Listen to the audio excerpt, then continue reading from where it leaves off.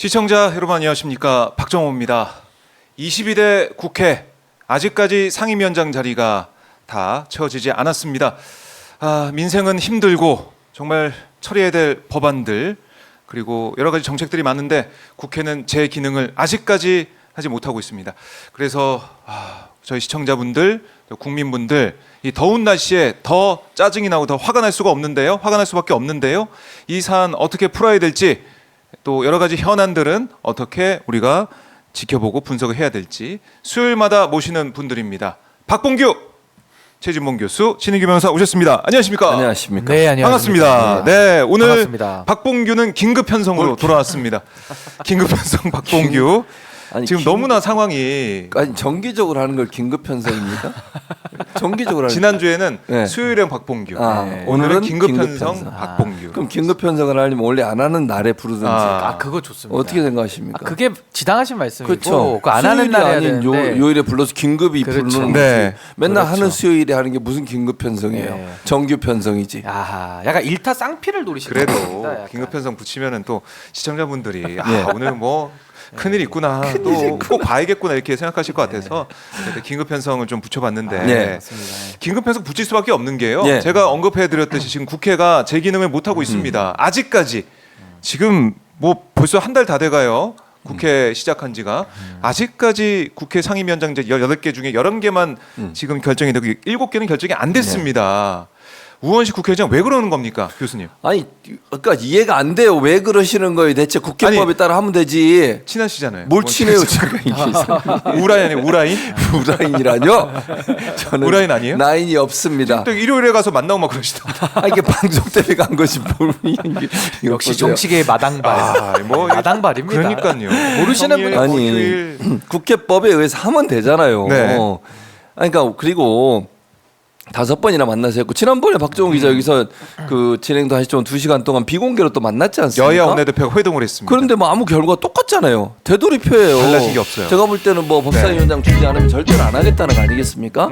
이런 식으로 하는데 무슨 변화가 있다고 계속 기다립니까? 지금 국회가 빨리 돌아가야 네. 이 일을 하지 않겠습니까? 산적한 현안들도 많고 민생 현안도 많은데 그런 부분에 대한 해결도 못 하고 있는 상황 아닙니까? 그렇죠. 그럼 일할 수 있도록 환경을 만들어주는 게 국회의장으로서 역할 아닙니까? 아니, 저는 일부러 이 상임위원장 자리 계속해서 국민의힘이 우리 못 들어간다 하는 게 법사위도 있겠지만 산자위나 정무위, 그렇죠. 정무위에서 김건희 청문회 한다고 하고 산자위에서는 액트조에 어떻게 할지 이거 파헤친다고 하니까 일부러 계속 시간 끄는 것 같다는 느낌이 들어요. 변호사님 어떻게 보십니까? 그러니까 저도 뭐 우원식 의장이 출범하면서 굉장히 그 처음에는 좀 의구심도 많이 있었다가 또 이제 원구성에 대해서 일부 11개를 네. 이제 민주당이 단독으로 선출을 하는 거를 이제 진행을 하면서 했었죠. 회의 진행을 하면서 또 우원식 의장에 대해서 평가가 좋았거든요. 맞아요. 근데 이제 또 시간 끌기식으로 진행되고 있다 보니까 또 많이 걱정들을 하시는 건데 저는 아직까지는 우원식 의장이 그래도 나머지 7개의 상임위원장을 선출하기 위한 좀 명분 쌓기 내지는 빌드업을 좀 하는 거 아닌가. 아직까지 그렇게 예, 저는 보면 된다. 항상 생각이 들고 네. 이번 주까지는 저 이제 결단을 해야 된다고 봅니다. 그래서 더 시간이 끌어져서 이제 달을 넘기면 안 될 것 같고 저는 반드시 지금 산적한 현안들 때문에 빠르게 저는 국회를 구성하는 쪽으로 저는 결단을 하실 것을 네. 좀 촉구드리고 싶습니다.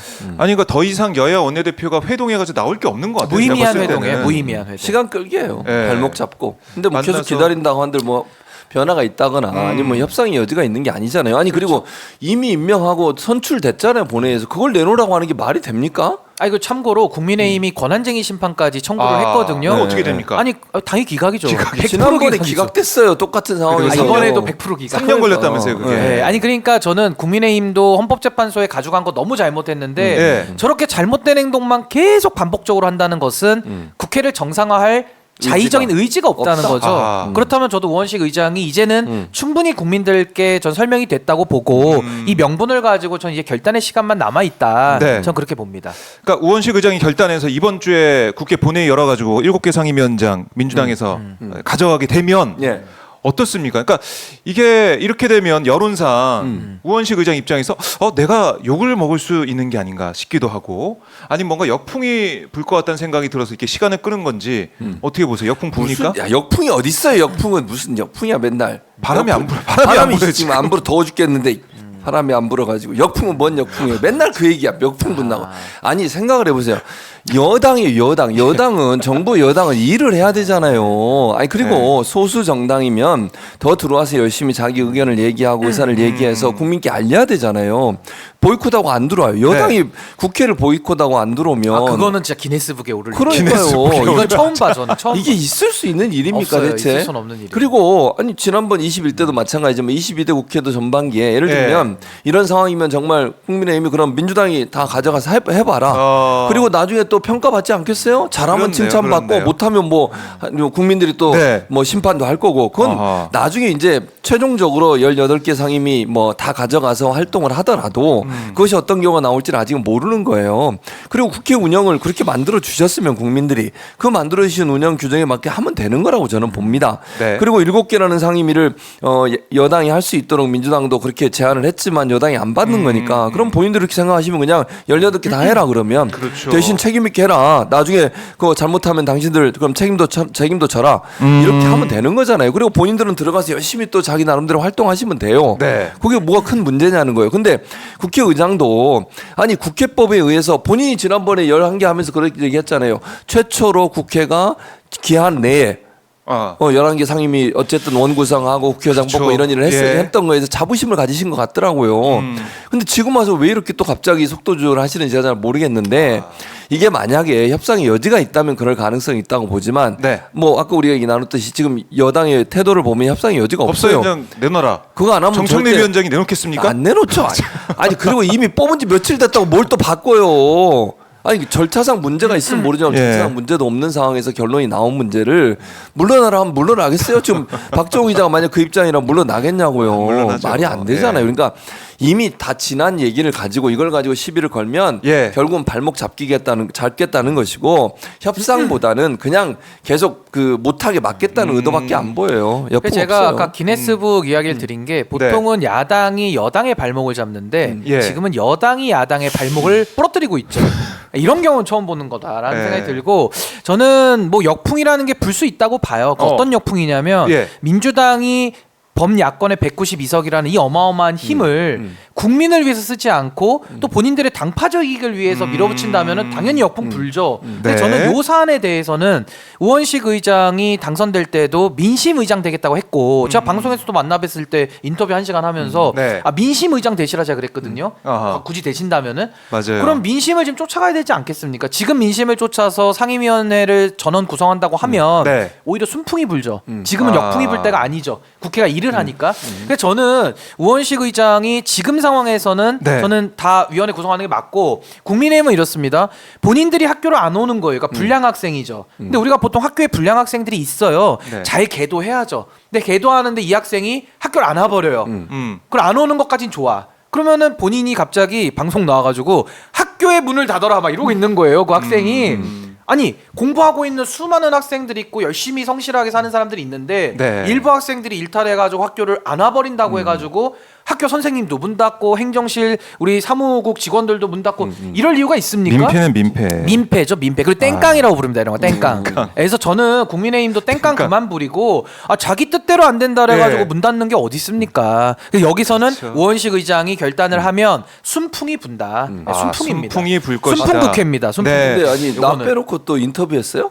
제가 그 경향 TV에서 이거 보세요. 1시간 정도 제가 인터뷰를 했던 기억이 납니다. 복랑이라면서 나를 빼놓고 이렇게 혼자 가서 요즘은 그 아이돌 그룹도 그 유닛 활동을 많이 합니다. 그래서 저희가 이제 오늘처럼 완전체로도 있지만은 제가 유닛 활동을 해서 박봉규 잘 되게 만들려고 박봉규를 위해서. 교수님 제가 유일한 복라인인데 열심히 하고 그래서 있습니다. 박규 활동도 경력이 몰랐어요. 저한테 얘기를 안 해가지고. 앞으로 박규 활동도 박규 활동을 저희가 한번 해볼게요. 싱글 앨범을 낼 수도 박봉규는 있으니까. 일주일에 한 번.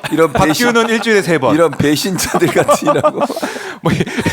저는 복라인입니다. 복라인. 땡깡 부리지 마세요. 이런 땡깡 부리면 안 됩니다. 자, 근데 진짜로 이제 법대로 해야 된다는 말씀을 저희가 댓글창에서 계속 받습니다. 그렇죠. 관례는 무슨 관례냐? 법대로 해야 된다.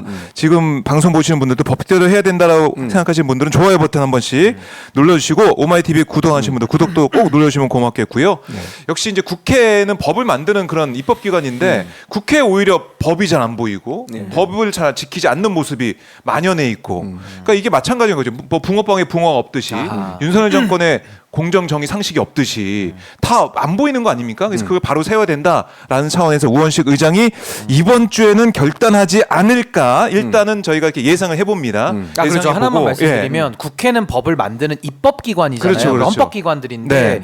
입법부가 법을 안 지키면서 국민들한테 법 지키라고 법을 만드는 거는 모순이다라는 점이 하나가 있고 국회가 이런 식으로 법을 어기면 국회 권위가 떨어져요. 그러니까 국민의힘도 좀 민폐를 그만 끼쳤으면 저는 좋겠다라는 것이고 네. 그리고 저는 이제 국회에서 지금 결단하지 않으면은 이 민생의 산적한 문제들을 풀어낼 수가 없고 또 그렇죠. 국민들께서도 허탈해지지 않습니까? 네. 그러니까 저는 지금이야말로 결단이 좀 반드시 필요한 시점이다라는 생각이 듭니다. 그러니까 저희가 지금 현장 모습도 함께 보여드리고 있는데 이게 보건복지위 모습이에요.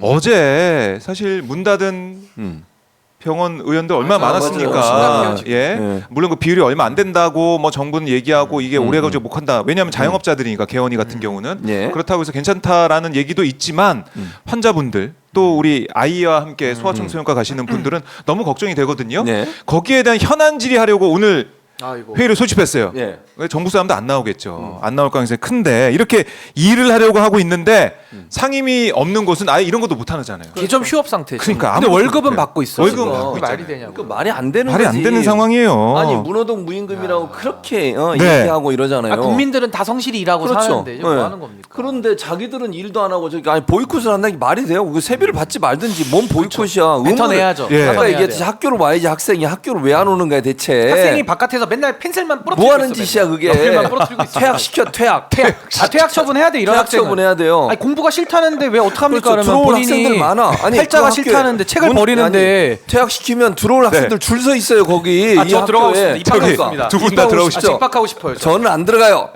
근데 맨날 왜 전화기 보면서 어디 당에서 연락 오나 안 오나 이렇게 예. 왜 총선을 이렇게 보고 계세요? 지금도 전화기를 보고 계시는 것 신인기만 보낼 거예요. 저는 안 가요.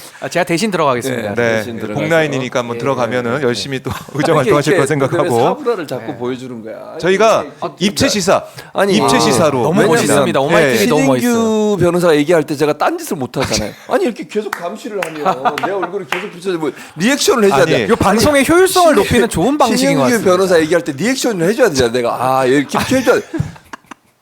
저희가 출연료 드리는 거 아니에요? 감시하시는 그래서 거예요 지금? 여기 입체 할증 들어갑니다. 입체 출연료에 할증. 포함돼 있습니다. 다 포함돼 입체 있습니다. 할증 좀 한번 고려해 주십시오. 네, 예. 더 열심히 해주시고요. 네. 리액션 계속 부탁드립니다.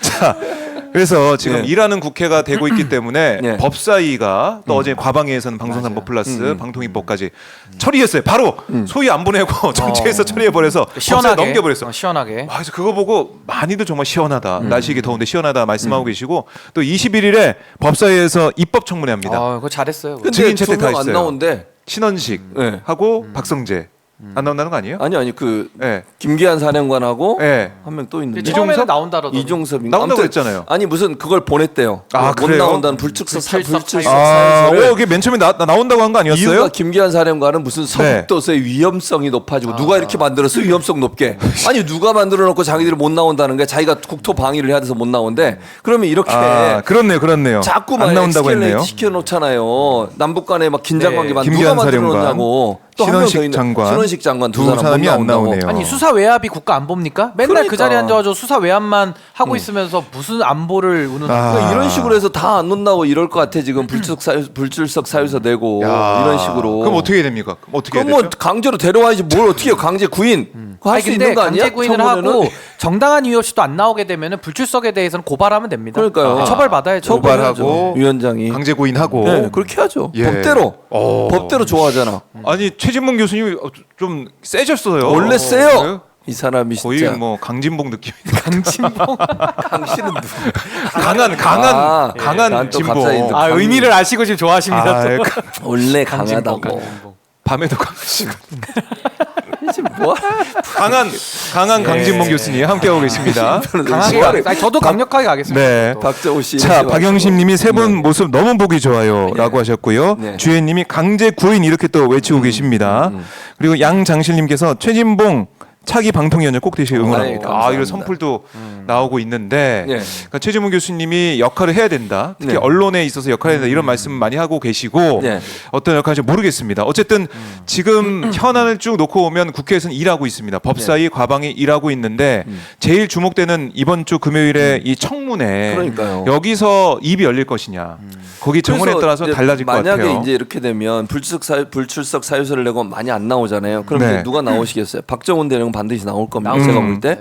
그다음에 유재현 이제 민간이 된 분들은 나올 가능성이 높아요. 이분들은 뭐 불출석 사유서는 물론 개인적으로 아파가지고 병원 가고 이러면 모를까 안 나오기가 좀 애매하잖아요. 네. 신봉철 네. 전 차관 이런 사람들.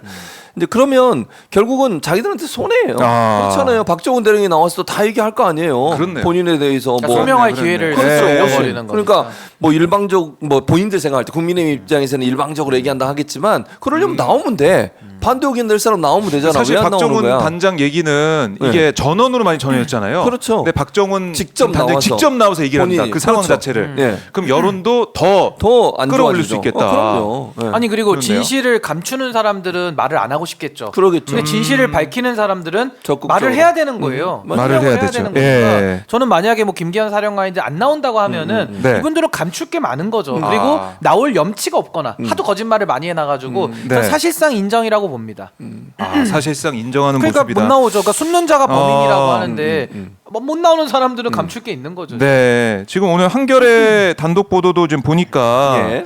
이종석 전 장관의 비서실장 역할한 박진희 전 군사보좌관이 지난해 이 최혜병 순직 사건 재검토한 국방부 조사본부에 임성근 전 사단장을 포함한 관계자들의 혐의를 적시하지 말라라는 취지로 여러 차례 압박한 정황이 드러났다. 정황. 이렇게 보도가 되고 있습니다. 그러니까 뭐 이게 사실은 저희가 지난번에 말씀하셨듯이 최혜병 특검이 아니라 윤석열 특검이라고 말씀하시지 않았습니까? 그 통화 내용, 윤석열, 이종석 통화 내용을 포함해서 점점 그 뒤에도 정황들이 계속 나오고 있어요. 이게요. 감출 박진희 수가 뭐 없을 이름도 것 많이 같아요. 나와요. 박진희 보좌관 뭐 네. 직책도 헷갈려요. 뭐 그렇죠. 임종득 뭐 2차장 뭐 지금 모르겠지만 근데 저는요. 유재은 관리관 이런 사람들이 지금 중요한 게 아니라 네. 조직적 수사 은폐, 조직적 수사 외압이라는 게 이미 다 드러났거든요. 네. 조직적인 범죄에서는 제일 중요한 게 뭐냐면은 우두머리를 찾아야 돼요. 수괴를. 근데 그 수괴가 누구냐? 우린 그동안 이종섭인 줄 알았어요. 아하. 내지는 예. 뭐 대통령실에서 뭐 예를 들면 뭐 이시원 비서관 정도가 예. 일탈한 거 아닌가 이렇게 생각했다가 웬걸요? 윤석열 대통령의 개인 폰이 나오면서 이종섭 장관한테 다이렉트로 해외 전화를 그렇죠. 쓴 정황까지 나왔기 때문에 우즈베게가 있는데. 우즈베게. 그러면 와. 이번 이 조직적 수사 외압의 범죄의 예. 핵심 몸통은 누구냐? 윤석열이다. 윤석열 특검. 예. 그러니까 이번에 청문회도 윤석열 청문회라고 이름을 붙이고 해야 돼요. 물론 대통령이 나오지는 못하겠습니다만은 이 조직 범죄의 우두머리를 밝히는 것이 네. 이번 청문회의 핵심 과제다. 전 그렇게 생각합니다. 그래요. 이 21일 청문회 오마이TV에서 생중계로 보내드립니다. 여러분들 21일 오마이TV 계속 주시를 해주시고요. 몇 시인가요? 어떻게 현장 저희는 내일 뭐 10시. 저희는 어떻게 현장 어떻게 좀 현장. 금요일 10시. 현장 뭐 박봉규 없습니다. 현장 없습니다. 현장 없고요. 박봉의 교수님 수요일에 좀 이거 편성해. 저희가 건의를 이것 좀 보세요. 현장인데 왜 저희를 안 불러주지? 금요일에 출연하는 분들이 있어요. 금요일날 쉬라고. 박정우 기자 집에서 쉬세요. 휴가 안 가요? 휴가 좀 가. 아니면 그 이원 생중계도 가능해요. 그러니까, 여기서도 왜? 하고 왜 그러는 30분은 거야? 저희 현장에서 저랑 교수님이 돌아다니면 되고 운동화도 샀는데 지금 운동화도 휴가 좀 가세요. 휴가.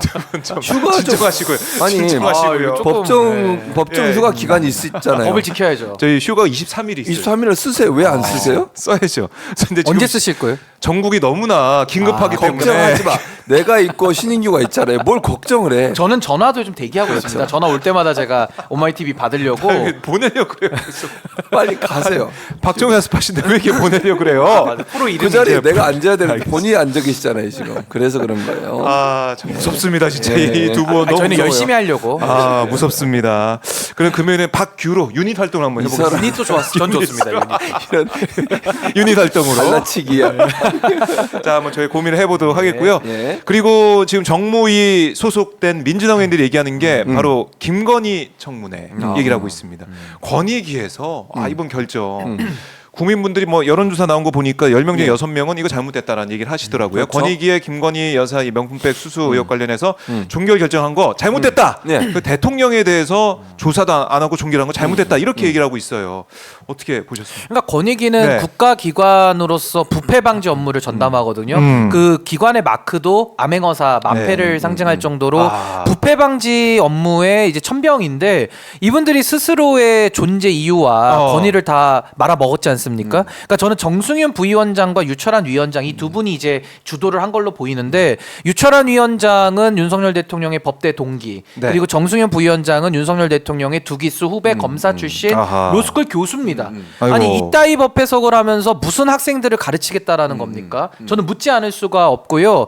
어떻게 보면은 청탁금지법이라는 것은 뇌물죄보다도 요건이 더 완화돼 있기 때문에 뇌물죄가 성립 안 하더라도 청탁금지법 위반은 성립을 하는 거거든요. 네. 근데 이거를 거꾸로 해석을 해서 청탁금지법의 렌즈로 들여다봐도 위법 사항이 없다라는 얘기는 네. 완벽한 면죄부를 준 거예요. 완벽한 면죄부를. 면죄부. 네, 그러니까 이것은 권력층 윤석열 부부에 대해서 과잉 충성을 넘어서서 아하. 거의 무슨 윤석열의 애완견이 되겠다라는 자기 선언이거든요. 그래서 저는 이런 식으로 업무 처리를 한 거에 대해서는 저는 반드시 책임을 물어야 되고요. 지금 뭐 권익위 해체 이런 얘기 나오는데 저는 해체할 때 하더라도 요 사안에 대해서는 부패방지권익위법 59조에 보면은 수사 사항이 발견됐을 때는 권익위가 권익위의 이름으로 네. 수사기관에 고발하여야 된다라고 돼 있는데 고발 의무를 이행하지 않았고 더 나아가서 범죄 혐의를 덮어준 거기 때문에 전 반드시 정승윤, 유철한 이 두 분에 대해서는 직무유기로 저 처벌을 해야 된다. 그래서 저는 김건희 일괄 종합특검이 들어갈 때 네. 권익위 사안까지 조사를 해야 되잖아요. 네. 그래서 이 두 분에 대해서만큼은 저는 직무유기로 수사선상에 넣어야 된다. 저는 그렇게 주장하고 있습니다. 네. 그러다 보니까 내부에서 최종목 권익위원이 네, 사퇴까지 사퇴를 했습니다. 했어요. 네. 내부에서 이거 못 참겠다. 그렇죠. 어떻게 이럴 수가 아, 있느냐. 순진 뻗치죠. 못 참죠, 네. 이거는. 네. 그러니까 본인 입장에서도 이게 본인도 회의에 다 있었을 거 아니에요. 그거 다 그럼요. 들었겠죠. 아, 회의감 엄청 들죠. 그 안에 그러니까 들어갔어요. 네, 전원회의 때 본인이 표결도 한 거고. 그러니까요. 얼마나 화가 나겠어요. 안 하죠. 이분도 비상임위원이긴 하지만 상임위원이 네, 아니고. 네. 회의에 계셨던 분이고. 그렇죠. 그렇죠. 그러니까 본인 입장에서 이런 결정을 내리는 것이 모욕감이 드는 거잖아. 아니 나도 왜냐면 이게 권익위 이름으로 나가게 되면 권익위원들 모두가 책임을 지게 15 되버리는 명이 다 거잖아요. 책임을 위원회의 명이니까. 그렇죠. 그러니까 본인의 의견은 이건 도저히 말이 안 된다. 이건 조사해야 된다고 생각했는데 그러지 못하는 부분에 대해서 네. 얼마나 자괴감이 들겠어요. 그러니까 사퇴를 했어요. 난 더 이상 권익위원 왜냐면 쪽팔린다는 거죠. 그렇죠. 아. 지금 이 상태의 권익이라면 앞으로 비슷한 사안에 대해서 판단할 때 그렇죠. 그렇게 나가지 않겠어요? 당연하죠. 김건희 여사나 아니면 윤석열 대통령 이런 네. 관련된 부분 나오면 또 이렇게 만약 아까 예안견 말씀을 하셨는데 그런 태도를 보일 가능성이 높아지기 때문에 네. 본인으로서는 모욕적이 있을 수 없다는 판단을 했을 가능성이 있다고 보여져요. 네. 그래서 결국은 사퇴한 게 아닌가 하는 생각이 아니 그리고 저는 권익위가 더 잘못한 게 뭐냐면은 직무유기로 처벌도 받아야 되지만요. 어떻게 국가기관이 직무 관련성 여부는 핵심 사안이거든요. 아니 청탁금지법에 직무 관련성밖에 요건이 없어요. 뇌물죄보다 요건을 완화시켰기 때문에 그런 네. 건데 어떻게 직무 관련성에 대해서 정승윤 부위원장이 뭐라고 답을 하냐면요. 권익위 이름으로 직무 관련성이 있을 수도 있고 없을 수도 있고 아니 뭐 하는 거냐고요. 아니 국가기관이 그거 판단하라고 아. 월급을 주는데 그럴 수도 있고 저럴 수도 있다는 겁니다. 이건 말도 안 되는 거고 뇌물을 뇌물이라고 부르지 못하는 이런 정말 무슨 홍길동입니까 자기들이 아버지를 아버지라고 부르지도 못하는 이런 수준이고 그러니까 용기가 없는 거죠. 국가기관으로서 본인들이 국민들을 위해서 일할 용기가 없는 겁니다. 권력자를 위해서 충성할 생각은 있는데 국민들을 위해서 용기 낼 의지도 없고 용기도 없는 사람들이 네. 무슨 공직을 합니까? 아. 그래서 저는 있을 수 없는 이번에는 망동을 한 것이다. 저희 망동을 한 생각합니다. 거다. 그러다 보니까 제 시청자분들도 그렇고 네. 정말 화가 나는 일 아닙니까? 국가기관이 이렇게 망가졌어요. 일부 권력자를 위해서 이렇게 충성할 수가 있냐 이런 비판을 많이 하고 계신데 그래서 권익위 게시판에 가면 게시판. 재밌는 얘기가 좀 많이 올라오고 있습니다.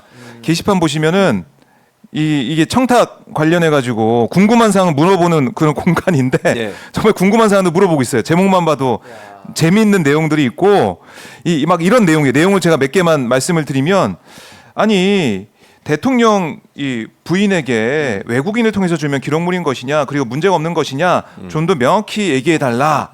나는 권익위원장과 친해지고 싶은데 권익위 부인한테 천물해도 되는 것이냐 이런 물음도 있고 조롱 받는 거죠 지금. 그렇죠. 일본어로 물어본 것도 막 있더라고요. 그래서 일본어 해석하면 뭐냐면 나는 배우자인데 작은 가방을 받아도 되는 거냐? 300만 원짜리 뭐 이렇게 얘기를 하는 것도 있고 뭐 영어로 질문하는 것도 있고 그러니까 외국인이니까 괜찮다 이런 또 주장도 하지 않았습니까? 그러니까 그 히딩크가 주면 돼요? 히딩크 감독이 막 주면? 그런 식으로 해서 아, 외국인인데 내가 외국인인데 주면 되는 거냐? 뭐 이게 할 수 있는 거냐? 그러니까 조롱하는 거죠. 그러니까 권익위에 이 권위가 얼마나 땅에 떨어졌습니까? 이렇게 얘기가 나올 정도로 국민들 다 아시는 거예요. 그러니까 이제는 권익위가 아니라 김건희 이익수호에서 건익위로 건익수호에 건익위로. 건익위로 바꿔야 돼 이름을 제가 볼 때는. 자, 그러니까 이러다 보니까 뭐 계속해서 얘기가 나오는 게 아니 장학금은 그러면은 이게 다 문제가 되는 아니 것이고 옛날에요 연정희 씨라고 있어요. 네. 그 김태정 총장 옷노비 사건 배우자인데 그분은 그거 옷 받았다고 맞아요. 배우자가 특검도 했어요 그때. 특검도 했어. 아니 그러면은 저는 그래 묻고 싶어요. 아니 검찰총장 배우자가 옷 받는 거는 특검도 해야 되고 그죠? 청문회도 하고 검찰총장 배우자 출신 현직 대통령 영부인은 백을 받아도 괜찮은 나라가 된 겁니까? 그것도 지금 연정희 씨 때가 언제입니까? 1998년도 아주 한참 전 옛날이에요. 지금은요. 그때는 뭐 소위 말 뽀찌라는 것도 있었고 급행료도 있었던 시절이에요. 은행 가가지고 그 뭐죠? 법원 가가지고 경매 칠라 그러면은 종이에다가 몇만 원씩 넣어서 줘야지 경매 붙여주던 시절이에요. 근데 지금은 대한민국이 이렇게 맑아지고 위상이 그렇죠. 올라졌고 징념하다고 김영란법까지 들어와서 시중에서 선생님들 있잖아요. 네. 선생님들 촌지가 뭡니까? 바카스도 못 받는 거예요. 이런 시국에 나. 대통령 영부인이자 교수님. 여기 청렴하시니까 따로 피도 따로 받으실 거 뭘 절대 안 받으시죠. 절대 안 받으시죠. 뭔 소리야? 이 범죄를 조장하는 아니 거. 직무 관련성이 있어서 절대 못 받죠. 못 받아요. 아니 그래서 저는 대상이야 대상. 아니 부정 그래서 청탁 저는 금지법. 지금 김건희 씨는 이걸 받아먹어 낼름낼름 받아먹었잖아요. 그러니까 여기에 대해서 어떻게 조사도 한 번 안 하냐는 거예요. 조사. 아니 권익위가 이럴 수도 있고 저럴 수도 있다라는 법 해석 안 한 것도 도망간 것도 문제지만은 어떻게 한 번도 안 부르냐고요. 쪽팔리게. 그러니까 조사도 안 하고 말도 안 현장 되는 조사 왜 안 갔습니까? 왜 안 갔습니까? 그러니까. 이거 대통령실 가서 창고 가서 들여다보고 당연하죠. 장부 보고 현장 조사 최소한 했어야죠. 아니 그러니까 예전에 MBC하고 KBS 이사들 잘라낼 때는 현장 조사했다니까요. 잘만 하더만, 가서. 그때는 잘만 그땐 하고. 가서 열심히 하더니 그때는 그럴까요? 시간이 있었던 거 아니에요? 지금은 바쁘고. 이게 뭐 하는 거예요? 그때는요. 뭐 그 조사 요청하자마자 금방 갔어요. 금방. 이거 네. 6개월인가 야, 그랬잖아요. 6개월. 6개월 빠르게. 끌고 현장 조사 하나도 안 하고 그냥 네. 무혐의 처분했어요. 이게 아니 그럼 뭐냐고. 앞으로 이제 1급들 있잖아요. 1급, 2급 고위 공무원들 네. 배우자들 다 받아도 되네요. 특히 외국인한테 받으면 더 안전합니다. 더 안전한. 아니 이게 처벌 뇌물 못해요. 공화국을 만드는 게 말이 되냐고요. 네. 권익위가 문 닫으시고 빨리 직무유기로 처벌 받아야 돼요. 이거 이 문제 다뤄야 되는데 이거 정무위원장이 지금 선출이 안 돼가지고 빨리 선출하세요 지금 빨리. 빨리 해야 되고 그러기 위해서는 우원식 의장이 결단을 해야 됩니다. 당연하죠. 네, 우라인 우원식 내가? 무슨 우라인 왜 우라인 이러세요? 아니시고. 네, 알겠습니다. 좀 얘기 좀 빨리 좀 해주시고요.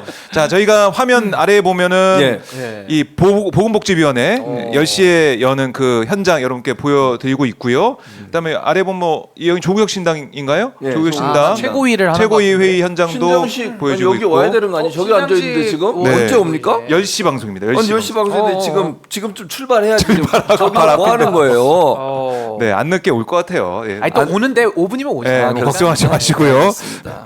지금 오늘 지가 안 하셨다고 굉장히 또 큰 소리로 말씀하고 계신데 자 오늘 고맙고요.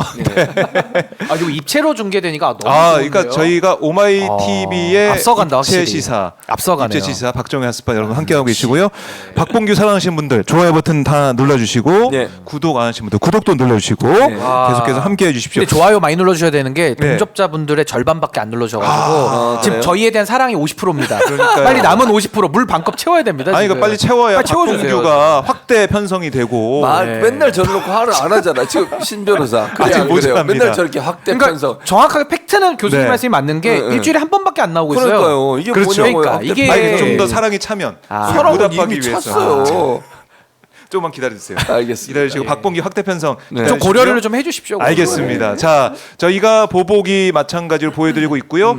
민주당 최고위도 저희가 또 준비를 하고 있습니다. 여러분들, 저희 다양한 현장 여러분께 아니 전달해 드리고 줄여서 있어요. 얘기하니까 좋은데 보복위. 보복하는 것 같아. 보복이라고 줄여서. 그 검사가 수사권 갖고 보복하면 그게 보복하면 깡패지의 검사입니까? 근데 보복을 많이 해요. 깡패라 그랬어요. 깡패. 의사들 가만두지 않겠대. 예. 갑자기 뭐 고려제약인가 예, 어디요? 보복하면 깡패. 아니 그거를 갑자기 꺼내가지고 무슨 캐비넷이에요? 아니 그러니까 진짜 있나봐 캐비넷이. 이게 있나봐. 이게 아니 그러니까 그 전에 조사를 했대요. 옛날에. 문제가 된 게. 근데 이거를 하필이면 어젠가 그젠가 그 이제 의사협회에서 숙성이 됐어? 하루 김치냉장고에 이제 넣어놨다가. 그만 스톱하겠다 그랬더니 그때 꺼내들어. 그러니까. 야 특이하지 않습니까? 옛날에 뭐 나는 가수다 이런 프로 있었잖아요. 예. 근데 윤석열 때 나는 깡패다. 낙깡패. 예. 아 나는 나 가수 있었어요 옛날에. 있었죠, 제가 또 나갔어요. 나국대 출신이니까 나는 국대다. 나는 맞아요. 깡패다. 아 요게 약간 라임이 살지 않습니까? 아, 나는 가수다. 아 수사권 갖고 보복하면 깡패라 그랬어요. 자기가. 그렇죠. 아 이거 그렇죠. 그 워딩이 있으니까. 아, 그죠? 워딩 그대로 저 인용한 겁니다. 네. 특검을 거부한 자가. 아 요 얘기 범인이다. 갖다가는 저 이 워딩이 고발하셔도 있고. 돼요. 그대로 네. 인용해서 쓴 거기 때문에 막 네. 하셔도 됩니다. 자 지금 민주당 최고위 네. 지금 시작하고 있는데 저기 오. 국회를 거부하면 국민이 거부한다 이렇게 뒤에 국민의힘을 향해서 따끔하게 얘기하고 있는 백드럼 모습을 볼 수가 있는데요. 네. 자 이재명 대표 지금 최고위를 주재하고 있는데 이재명 대표 모두 발언하게 되면 제가 잠깐 듣고 오겠습니다. 네. 잠깐 듣고 발언 듣고 오겠습니다.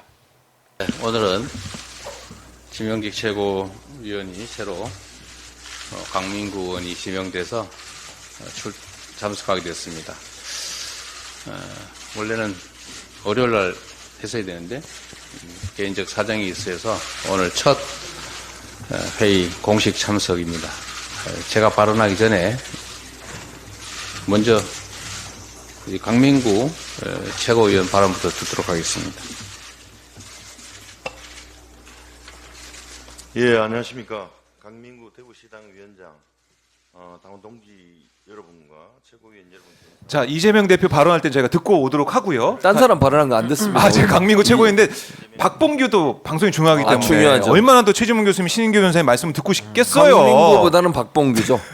강민구보다는 박봉규. 아 요거 메인입니다. 메인. 알겠습니다. 오마이TV의 이재명 자랑. 대표 발언할 때만 넘겨줍니다. 제 마음 네. 같아서는 박봉규를 매일매일 박봉규만 야, 진짜. 24시간 하고 싶어요. 제 마음은 24시 박봉규 너무 누가 좋다. 제 마음은 그 마음을 못하게 한 사람이 누굽니까? 이름을 혹시 대세요. 어디서 외압을 받으시는 거죠? 김윤상 아니에요? 예. 들으셨죠? 들었어요. 네. 팀장님 나중에 봅시다. 24시 박봉규 너무 아, 좋아요. 24시 그러니까요. 박봉규 하고 24시 싶어요, 감자탕도 저는. 있잖아요. 그렇죠. 24시 박봉규. 아 너무 좋거든요. 하고 싶습니다. 저는 그럼 알겠습니다. 제가 할 수 있어요. 네. 근데 알겠습니다. 저희가 8시간씩 돌아가면 8시간 깨어 있는 박봉규. 자 그런데 지금 이재명 대표 얘기 나왔으니까 이재명 대표의 이 언론 검찰의 애완견 발언 이른바 거기에 대해서 많은 비판의 목소리가 나왔습니다. 심지어는 언론 단체, 그러니까 유관 단체에서도 얘기를 하고 비판을 하던데 네. 어떻게 보셨습니까? 언론학자. 저는 언론학자잖아요. 네. 이거는 일상적으로 언론학계라든지 아니면 언론의 어떤 행태를 네. 분석할 때 쓰는 단어 중에 하나예요. 어. 영어로 랩닥이라고 그러잖아요. 랩더. 랩닥. 랩이 뭡니까? 랩. 그러니까 무릎이잖아요. 무릎에 앉아 있는 랩이 실험실이 아니고 여기 랩. 아, 실험. 난 실험실 개인 줄 알았네. 랩 있잖아요. 랩 이렇게 싸는 거. 그건 줄 알았어요. 아니면 그 래퍼들 랩 없습니까? 뭐 이상민 씨 띠기디띠기도 한 랩 있잖아 랩. 하나 던져주니까 그 랩. 그냥 막무네. 아니 그 래퍼들도 랩이라고 해요 원래 래퍼. 랩인데 그 설명을 잘 왜 나를 해줘야죠. 떠나가야 얼마나 했나 하는 거 뜻이니까. 있잖아요. 그걸 이제 한국말로 애완견 이렇게 부르는 거예요. 그리고 강아지에게 무릎에 올려놓고 그렇죠. 귀여워해주고. 네, 그러면 이제 주인 말을 잘 듣잖아요. 푸들 같은 거네 푸들. 그렇죠. 예. 그런 걸 우리가 랩닥이라고 부르고 애완견은 우리로 이제 번역을 해서 부르고요. 그리고 왓치닥. 감시견 오, 이 두 가지가 이제 대비되는 개념이에요. 그러니까 언론사 중에 정말 언론의 역할을 제대로 하면 견제하고 감시하는 역할을 하는 걸 네, 우리가 네. 와치독이라고 그러고 감시견이라고 하고 언론이 정권에 뭐 빌붙어 가지고 정권에 긍정적인 평가만 해주고 그런 보도만 하고 비판을 안 하는 언론사, 띄워주기만 하면. 네, 네. 그런 언론사를 우리가 애완견 또는 랩닥 이렇게 부르는 거예요. 그러니까 일반적으로 통용되는 용어예요. 이거는 네. 우리나라뿐만 아니라 외국에서도 그렇게 언론학자들 다 얘기하고 있습니다. 그걸 이제 우리말로 애완견이라고 표현을 한 건데 그 표현이 왜 문제가 되는지 제가 잘 모르겠어요. 아. 왜냐하면 지금 이재명 대표가 그 얘기를 한 그 취지는 뭡니까? 취지를. 언론사들이 왜 이화영 전 부지사 관련된 재판에서 나왔던 국정원 블랙 용원 A 씨의 네. 발언에 대해서는 전혀 보도하지 않느냐. 국정원 문건이 이렇게 얘기하고 있는데 그걸 왜 보도하지 않느냐. 또 하나는 그 쌍방울 직원 있지 않습니까? 그 사람이 진술 세미나를 했다라고 폭로를 했잖아요. 네. 뉴스타파가 보도를 했습니다. 2건 다. 그와 관련된 보도를 왜 받아서 하지 않느냐에 대한 문제 제기를 한 거예요. 집도 사줬다고 그치 네. 오피스텔. 예, 맞아요. 오피스텔. 그 안부수 씨 안부수 딸. 딸. 이런 폭로가 있었는데 여기에 대해서는 일반 언론들 거의 보도 안 해요. 볼 수가 없어요. 그러니까요. 포털이나 이런 이렇게 데서도. 하는 것이 과연 타당하냐? 이런 언론들을 우리는 애완견이라고 부른다라고 얘기한 거예요. 그러면 이게 뭐가 잘못됐죠, 대체? 아니 무슨 공격을 한 거야? 아니 그러면 이렇게 물어볼게요. 언론은 성역입니까? 언론은 비판받으면 안 되는 곳입니까? 언론은 다른 사람 다 비판하잖아요. 정치인도 비판하고 네. 권력기관도 비판하고 그런 역할을 하는 거 아닙니까? 그럼 그 언론이 다른 사람을 견제하고 감시하는 기관이면 더더욱 다른 견제를 받아야 되는 거예요. 그래야 제대로 된 견제를 하지 않겠습니까? 그런데 그 언론에 대해서 잘못했다고 얘기하는 거, 네. 그건 잘못된 행동이라고 얘기하는 게 왜 공격이라고 얘기하는 거예요? 아. 본인들한테 비판하면 무조건 공격입니까? 그러면 그런 네. 논리는 맞지 않아요. 예를 들어서 아무런 이유 없이 그런 얘기를 했다면 모르겠어요. 제가 말씀드렸잖아요. 본인이 이제 그 기소가 됐잖아요. 불구속 기소가. 그 이유가 이화영 전 부지사의 재판 결과 때문에 그렇게 된 거잖아요. 그걸 거기에 또 그런데 재판 결과도 보면 이재명 대표에 대해서는 판단하지 않았어요. 그 재판부는. 그러면서 뭐 대북 송급이 있었다. 그것이 뭐 경기도와 연관돼 있다. 이 정도만 판단한 거잖아요. 그걸 가지고서 거기에 대한 비판적 입장이나 아니면 반대 입장이나 민주당의 입장이나 이재명 대표의 입장을 전혀 반영되지 않은 상태에서 일방적으로 보도한 문제에 대해서 이건 이렇게 보도하면 안 되는 거 아니냐. 이러니까 언론이 애완견이라고 불려지는 거 아니냐. 이런 얘기를 한 거예요. 근데 그게 왜 문제가 되냐고요. 아. 이게 무슨 공격입니까? 저는 이런 식으로 언론이 성역이 돼가지고 자기들은 공격받지 않겠다고 하는 그 자체가 저는 잘못됐다고 생각해요. 네. 언론은 비판하면 안 되냐고요. 아니 신인규 변호사도 언론이 잘못 보도하면 비판할 수 있는 거잖아요. 충분히. 아니 법관도 뭐 재판도 우리가 평론도 그렇죠. 비판하는데. 아니, 그러니까 예를 들면 재판부의 판단에 대해서는 존중하지만 법리적으로 평가할 문제가 수 있는 거 있죠. 평가할 수 있는 평가할 거잖아요. 언론도 마찬가지예요. 이게 단어에 굉장히 민감한 반응한 것 같아요. 애완견이라는 말. 애완견. 그러니까 개라는. 그거는 언론 학계나 예. 언론계에서 이미 통용되는 용어예요. 근데 그걸 이제 너무 민감하게 반응한 것도 저는 이런 거 있잖아요. 뜨끔할 때 민감하게 반응하는 아. 거. 그런 경우가 많다고 보지 도둑이 않습니까? 제발저릴 때 아. 좀. 그런 경우가 있을 수 있다고 아니, 보거든요. 근데 저는 이번에 예. 그 언론 단체들이 뭐 비판 성명 내고 막 성명을 하길래 냈더라고요. 저는 약간 그 이철규 의원을 보는 것 같다. 어. 이게 무슨 말이냐면은 이철규 의원이 이준석 대표가 과거에 양두구육이라는 사자성어 썼다가 징계를 받았어요. 네. 그러니까 그때 이제 징계 받으니까 이철규 의원이 내가 개냐? 양두구육은 그 뜻이 아니거든요. 근데 그냥 개만 집착해가지고 개고기를 개로 생각해가지고 내가 개냐 이러면서 좀 흥분을 하셨는데 네. 전 이번에 언론단체도 애완견에 너무 집착하는 건 이거 좀 이철규 의원 수준이다 이런 생각이 들고 네. 저는 이재명 대표가 갖고 있는 문제 의식에는 저 많은 부분에서 공감을 해요. 그러니까 애완견이 아니라 정확하게 표현하면 법조 기자들. 앵무새처럼 받아쓰기만 하죠. 그러니까 앵무새라는 표현이 더 맞을 것 같기도 하고요. 네. 저는 언론에 대해서 문제의식은 동의하지만은 그리고 언론 단체가 과잉 반응인 거 인정합니다만은 너무 이걸 싸잡아서 공격하니까 내용은 사라지고 지금 최 아하. 교수님이 설명하신 이 내용이 그렇네요. 본질이고 이게 핵심인데 네. 지금은 뭐 랩독이냐 와치독이냐 가드독이냐 이 논쟁만 아하. 남으니까 여기가 무슨 애완견 무슨 시장은 아니잖아요. 뭐 동물병원도 아니고. 그래서 네. 저는 매우 본질이 빠져진 게 좀 너무 아쉽다. 그리고 전 여기서 비판받아야 될 사람들은 언론단체도 그렇고요. 최근에 그 천하람 원내대표가 이 발언 가지고 윤리위에다가 지금 제소까지 했더라고요. 양문석 의원과 같이 네네네. 제소를 근데 했어요. 저는 여기에 대해서는 정말 철학과 개념이 빠진 정말 저는 정말 수준 낮은 정치를 하고 있다고 보는 게 아니 본인들이 이준석 대표 저도 당시에 제가 징계해서 같이 싸워줬고 당내에서의 압박에 대해서 제가 같이 소송까지 했던 입장인데 네. 그때 천하람 의원도 위원장으로서 막 윤핵관들 욕했거든요. 네. 아니 왜 정치적 표현의 자유를 억압하냐? 왜 아하. 정치적 표현의 자유를 가지고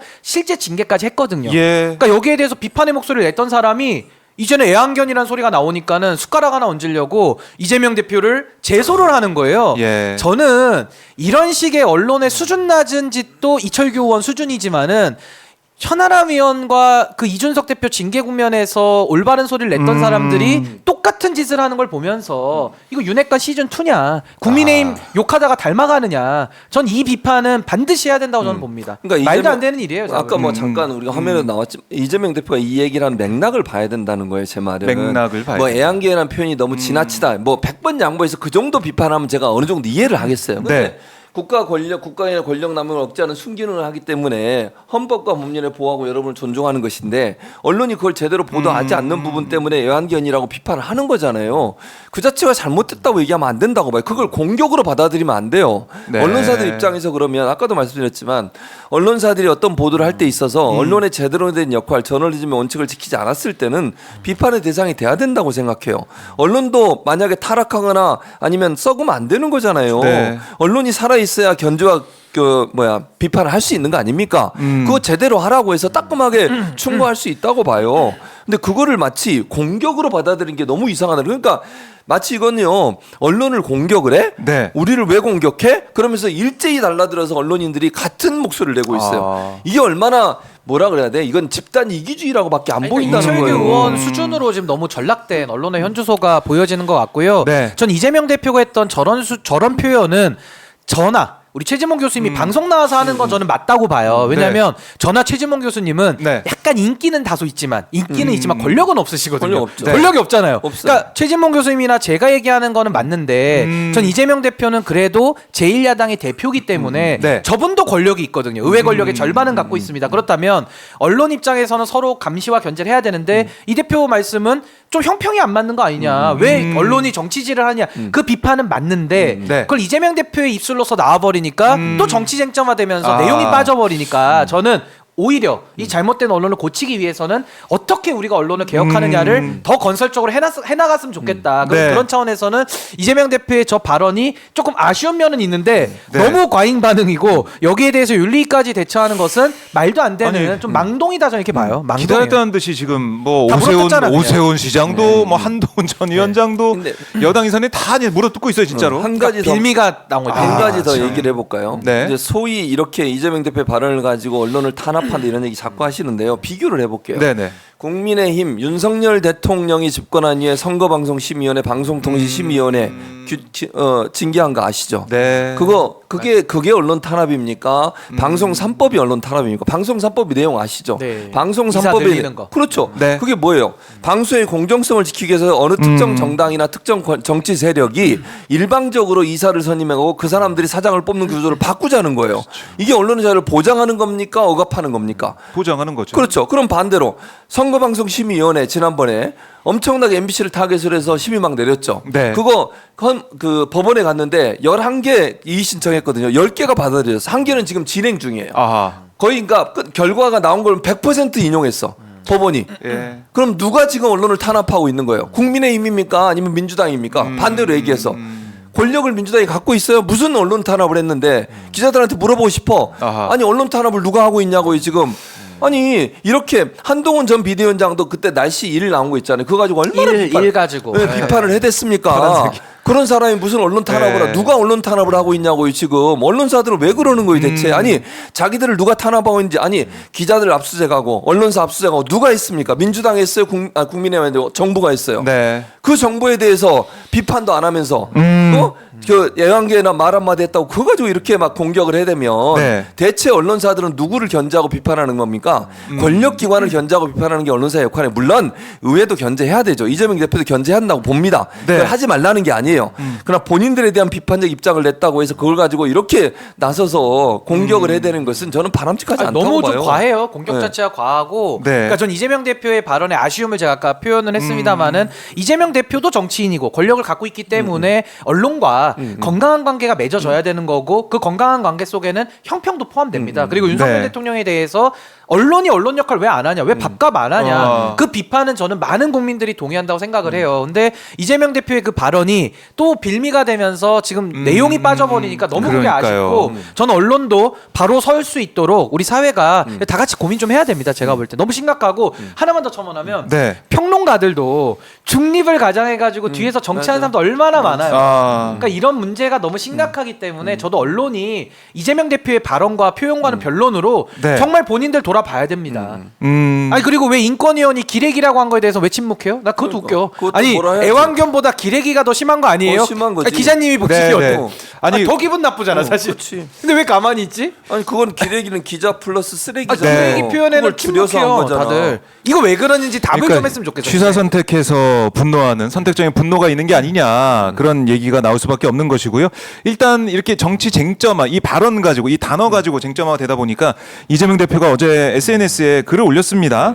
그래서 시간 제약 등으로 일부 언론의 문제임을 좀 더 선명하게 표현하지 못해 언론 전체 비판으로 오해하게 했다면 이는 저의 부족함 탓이고 유감스럽게 생각합니다. 이렇게 얘기를 했어요. 그러나 일부 언론의 명백하고 심각하며 민주주의를 위협하는 애완견 행태 비판을 전체 언론에 대한 근거 없고 부당한 비판인 양 변질시키는 것도 매우 안타깝게 생각을 합니다. 아, 요거 정말 적확한 네. 말씀이에요. 예, 그렇네요. 전 정확하다고 봐요. 그러니까 네. 조금 집단적으로 한 거는 좀 문제가 있죠. 다 썩었다 이러면은 전체를. 일부 안 썩은 사람들이 항의할 수 있으니까. 근데 저는 적확하게 어떤 언론사의 어떤 기사를 더 구체적으로 짚고 우리 최 교수님의 이런 설명을 갖다가 녹여냈다면 훨씬 이해가 쉽고 그게 쟁점이 됐을 텐데 안 그래도 국민의힘에서는 지금 건덕지 하나 기다리고 있는 사람들한테 네. 밑밥 던져준 꼴이 돼버리니까 아하. 좀 싸움에서 내용은 사라지고 너 나이 몇 살이야 너 민증 열어봐 이것만 남은 느낌이라 그쵸, 매우 싸우다 아쉽다는 보면 거예요. 싸우다 보면 너 몇 년생이야? 몇 년생이야? 야 그래 너 나이 많아 좋겠다 뭐 이런 거 아닙니까 서로가 지금 민증가. 나이로 누르는 사람들 많거든요. 그 내용을 갖고 논쟁하자는 거죠. 내용을 예.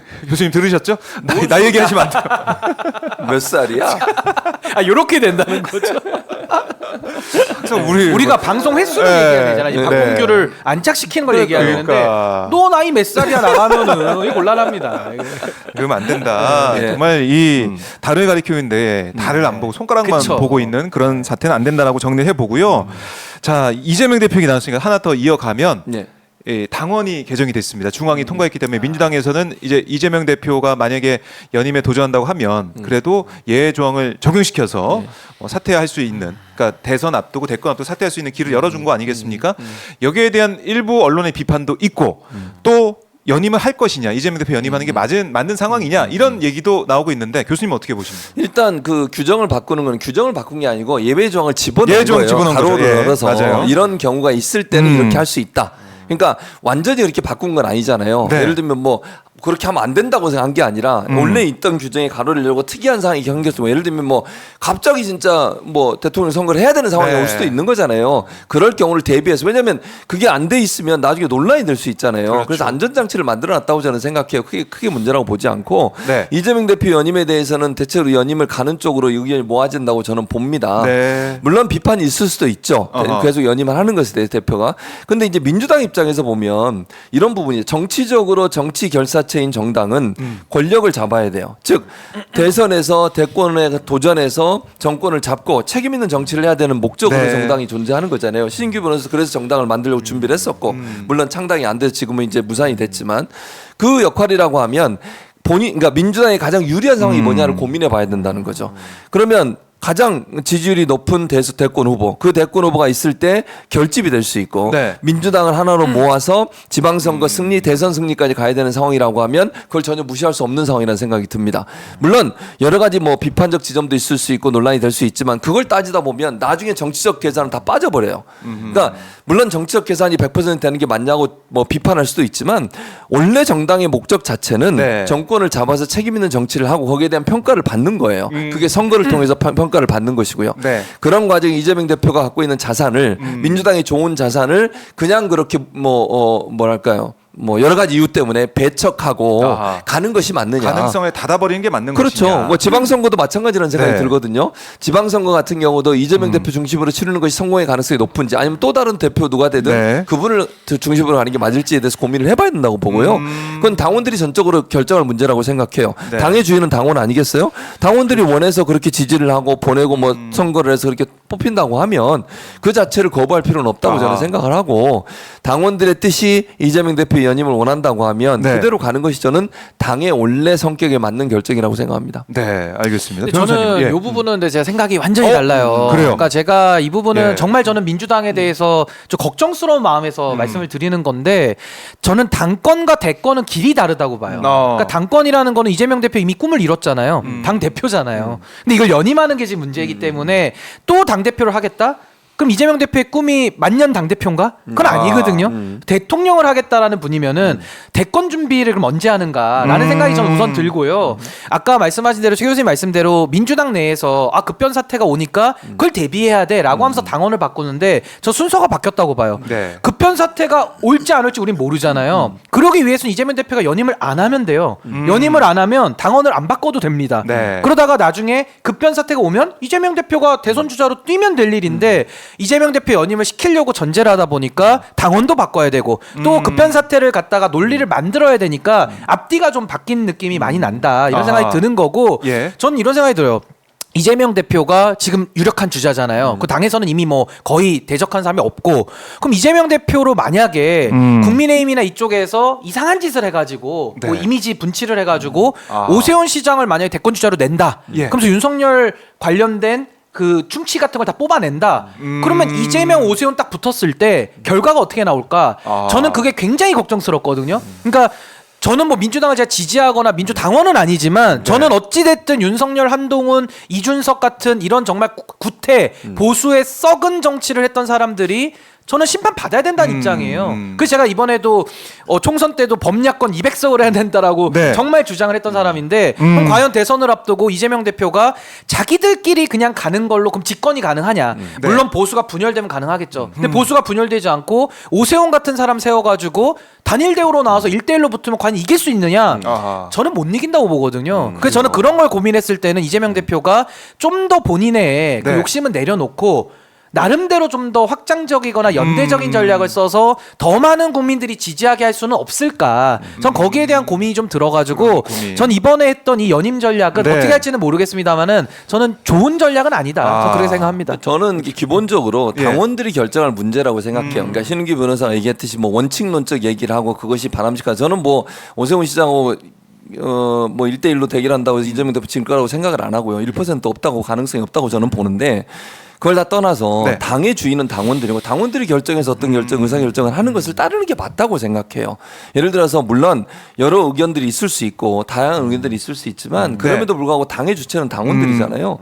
당원들이 결정해서 어떤 결정을 내리는 것에 대해서 네. 이건 안 됩니다. 원칙론적으로 맞지 않습니다. 이렇게 얘기할 수도 없다고 보고요. 그래서 이재명 대표에서 당원들이 만약에 계속 연임을 해서 네. 당을 리드에 이끌어 달라고 요청을 하는 것 자체를 거부할 수는 없다고 생각해요. 그것이 뭐 예를 들어서 당에 있지 않은 뭐 외부에 있는 분들의 비판일 수 있고 또 정치 평론을 하시는 분들의 비판이 있을 수 있다고 봐요. 그러니까 그거는 넘어서야 되는 부분이라고 그러니까 저는 이제 생각하거든요. 외부의 시각에서 보는 그러니까 거고 시각의 차이는 있을 수 있어요. 네, 맞아요. 그래서 저는 당원들의 결정이 존중되는 정당이 돼야 된다. 사실은 민주당을 지지하고 힘을 모아주고 또 당비도 내고 이러면서 민주당이 똘똘 뭉치게 만드는 요소는 당원들이잖아요. 그렇죠. 외부에서 제3자고 보는 게 맞을 수도 있지만 그 사람들의 의견이나 생각이 당원들의 의견과 다르다고 하면 둘 중에 어떤 걸 선택해야 될까요? 저는 당원들의 선택을 해야 된다고 생각해요. 아니 근데 이 부분도 제가 딱 한 네. 말씀만 드리면 저는 당원 중심 정당 동의하고 저는 심지어 CRM과 액티브 정당 만들겠다고 했던 스마트 폴리틱스 재창자로서 당원들이 주인된 정당은 100% 동의합니다. 네. 근데 저는 어려운 고비 때마다 정치인들이 당원들한테 물어보자라고 해서 결정하는 경우가 많이 있었는데 과거에도 이게 뭐 뼈아픈 일이지만 민주당이 2021년도에도 서울시장 보궐선거 때 당원을 바꾸는 결정을 또 당원들한테 물어봐서 한 적이 있어요. 근데 그때도 그 당원들은 지금 당원들하고 맥은 비슷해요. 뭐 당원들이 일부 증감 변동은 있었겠지만은 그때도 당원들한테 물어봐서 결정을 했고 결국 결과가 매우 안 좋았거든요. 그때 보궐선거에서 박영선 후보가 참패를 했으니까 후보를 안 내야 되는데 민주당이 내는 결정을 하는 거를 당원을 바꾸면서 그 근거를 네. 전당원 투표로 갔단 말이죠. 그러니까 저는 당원 민주주의를 하자는 내용과 위기 때마다 전당원 투표를 붙여가지고 정치인들이 본인들의 논거를 더 삼는 방식은 전 구별해야 된다. 그러니까 이거는 약간의 책임 회피성일 수도 있고 네. 본인들이 당원들의 견해를 가지고 뭔가 밀어붙이는 근거로 쓰는 거거든요. 그러니까 저는 미묘하게 다른데 그건 조금 분리해서 볼 필요는 있다. 그 부분 이제 잘못된 결정이 나올 수가 있거든요. 그러니까 나올 수도 있는데 그러면 예. 이런 거야. 국민들이 선거를 해서 뽑아놓은 사람에 대해서도 그런 논리가 가능해요. 그러면 예. 국민들이 항상 옳은 거예요. 우리가 생각할 때 어떻게 윤석열 대통령을 뽑아? 이렇게 생각하면 0.7% 차이로 이겨가지고 모든 걸 다 해요. 자기 네, 마음대로. 네. 그래도 우리는 따를 수밖에 없어요. 그건 국민이니까.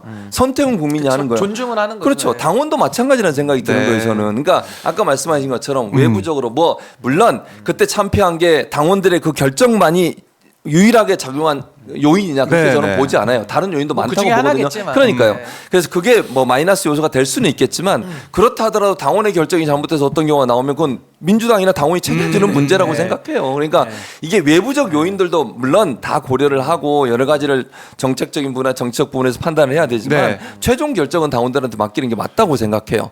그리고 나서 그 당원들의 결정에 대해서 어떤 경우가 나오든 그건 당이 수용해야 되는 부분이라는 생각이 들고 그런 점에서 본다고 하면 네. 이재명 대표의 연임에 대해서는 이게 뭐 외부적으로 여러 요인들이 있을 수 있지만 당원들이 어떤 결정을 하냐가 가장 중요한 요소가 된다고 생각합니다. 아니, 그래서 네. 저는 과거에 제가 당 만들 때 제가 당원 당규를 제가 직접 만들었잖아요. 그때 저는 지금 국민의힘에서도 뭐 민주당도 마찬가지인데 전국이 상임정국위로 다 지금 대의원제처럼 해놨거든요. 저는 그걸 다 없애버리고 당원들이 그렇지, 최고위와 직접. 소통할 수 있는 구조를 저는 만들었고요. 또 하나는 정의당에서 전당원 투표 많이 하거든요. 저는 그거를 저희 당원 당규 만들 때는 안 썼어요. 그러니까 뭐냐면은 전당원 투표로 도망가는 게 아니라 저는 당원 수호위원회를 만들어서 헌법재판소 기능을 당에다가 넣었거든요. 그래서 사무처에서 3명, 네. 최고위에서 3명, 그리고 당원들이 선출하는 3명 이렇게 만들어서 당원 수호위원회가 결정을 하고 그걸 네. 못했을 때 전당원 투표로 가는지 이런 구조를 제가 만든 이유가 지금 말씀하신 전당원 투표로 가는 것이 가지는 장점도 있지만은 단점도 있다. 아하. 그 부분도 한번 고민해야 됩니다.